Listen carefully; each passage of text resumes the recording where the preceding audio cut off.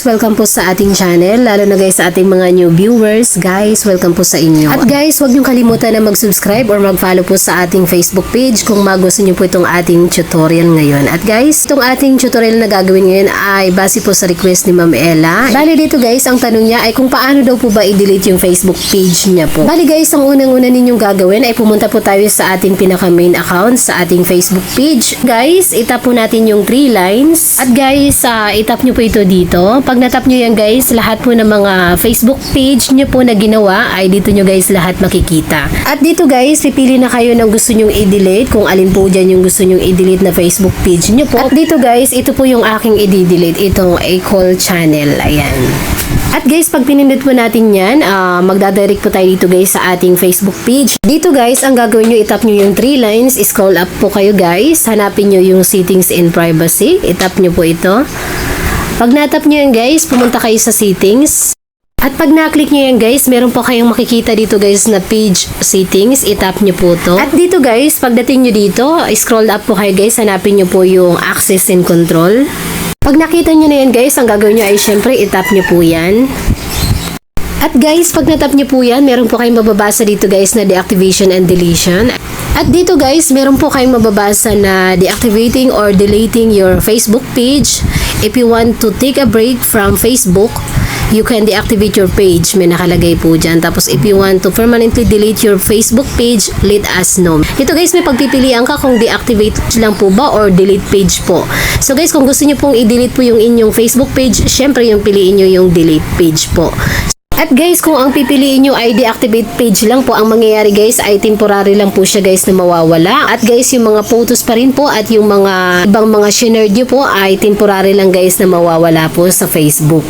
At guys, kung ang pipiliin nyo ay delete page po, ay automatic na po yan guys na mawawala yung inyong Facebook page sa Facebook po. At guys, dahil po ang ating tutorial ngayon ay kung paano po i-delete yung Facebook page, ang gagawin natin guys, ang i-choose po natin ay yung delete page po. So guys, itap na po natin. At dito guys, pag natap po natin, meron po kayong mababasa na before you delete, we may be able to help. Meron kayong pagpipilian dito guys na 5 na question. Number 1, I spend too much time on Facebook. Number 2, I have a privacy concern. At number 3, I don't feel safe on Facebook. Number 4, my account was hacked. Number 5, I no longer find Facebook useful.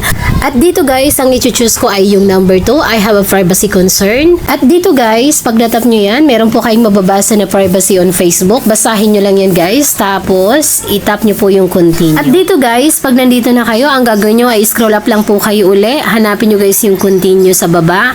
At take note lang guys ha, dapat po alam nyo po yung inyong mga password po sa inyong pinaka main account kasi kailangan po natin yan para po ma-delete yung ating Facebook page na gusto po natin i-delete.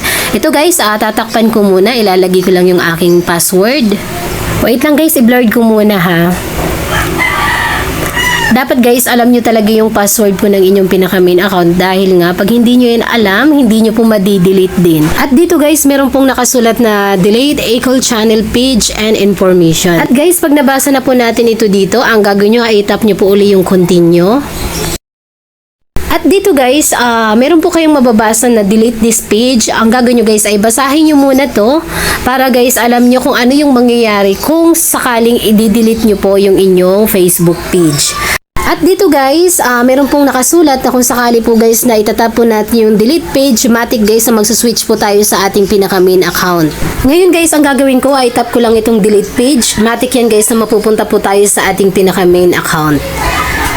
So ito na nga guys, ganyan lang guys kadali po mag-delete po ng Facebook page. Ngayon guys, ang gagawin natin, pumunta tayo sa 3 lines. I-check natin dito guys sa ating pages kung nandito pa po ba guys yung Acol channel na ating dinelete po kanina. Itap po natin yung page. Ito guys, kung mapapansin nyo, wala na po yung Acol channel. Yun po guys yung ating dinelete po kanina. Sana guys may natutunan po kayo sa ating tutorial ngayon. Huwag kalimutan guys na mag-like man lang or mag-subscribe sa ating video ngayon sa ating channel para guys palagi po kayong updated.